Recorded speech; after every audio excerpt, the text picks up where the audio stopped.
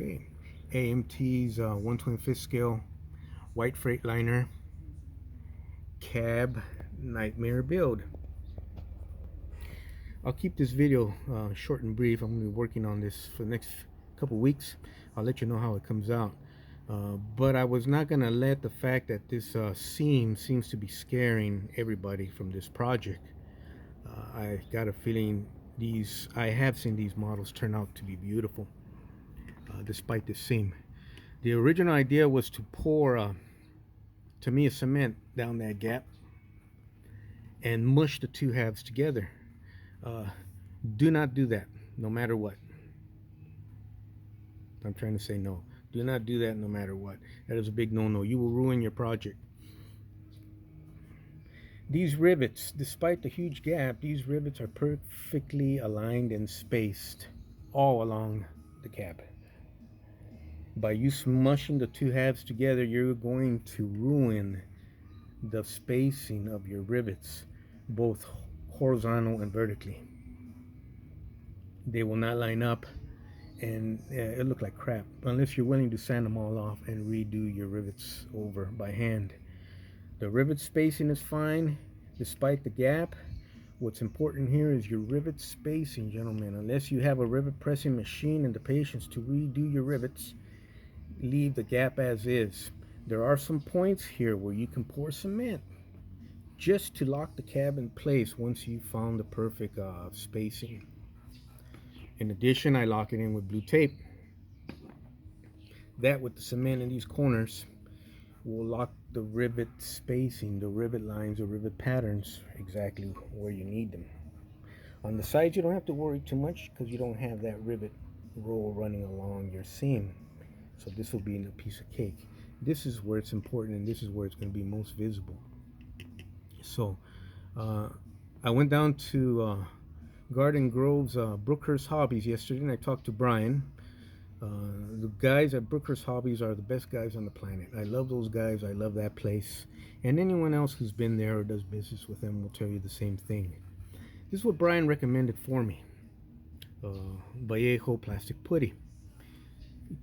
He told me some tricks to use so I can pour it right down that gap in a fine manner, and to go over it with a wet Q-tip. Smooth it out so I have to do very little sanding and I don't damage the rivets. I'm not a big fan of Vallejo or AK products. I bought a lot of their stuff, tons of this stuff when the stuff came out, only for it to dry in the bottom. So I'm not too impressed with them, but I am going to give this product here a try, and I'll let you guys know what the results are.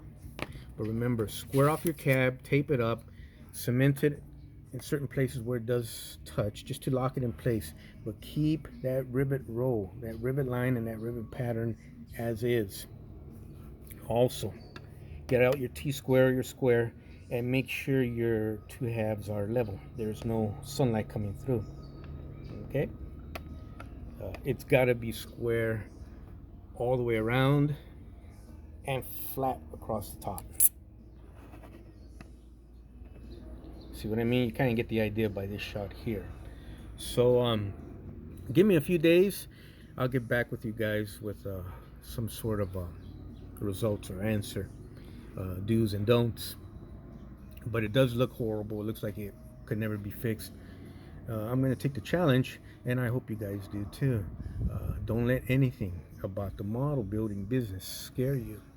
Okay? There's a lot of good old timers. There's a lot of good professional builders on here who have the answers. If you run across something like this, don't be afraid to ask.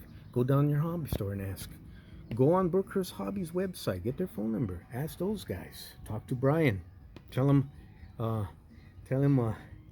the boss sent you, because that's our nicknames for each other. Nice metal surface, glass surface is going to be helpful.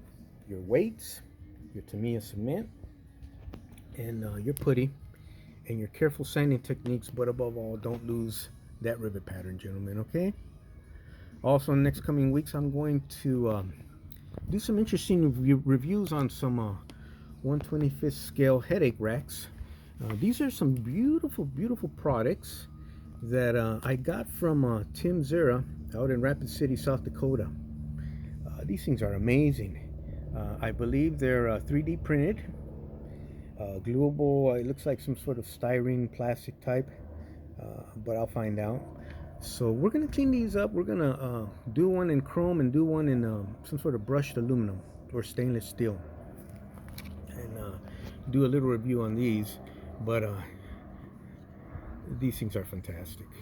These things are fantastic, and they're gonna look like $1,000,000. So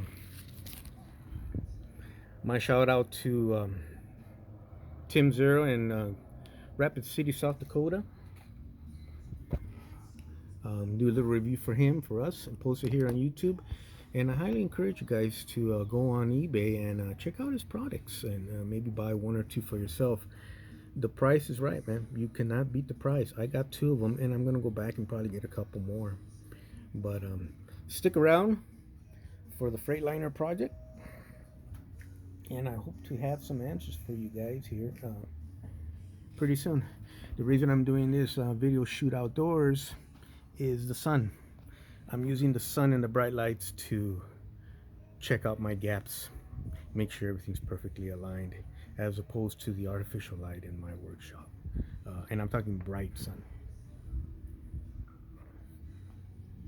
Anyways, I'll let you know what happens, and definitely I will post whatever the results are, however it comes out. I will post them here in the next couple weeks or 2 or 3. Thanks. Bye.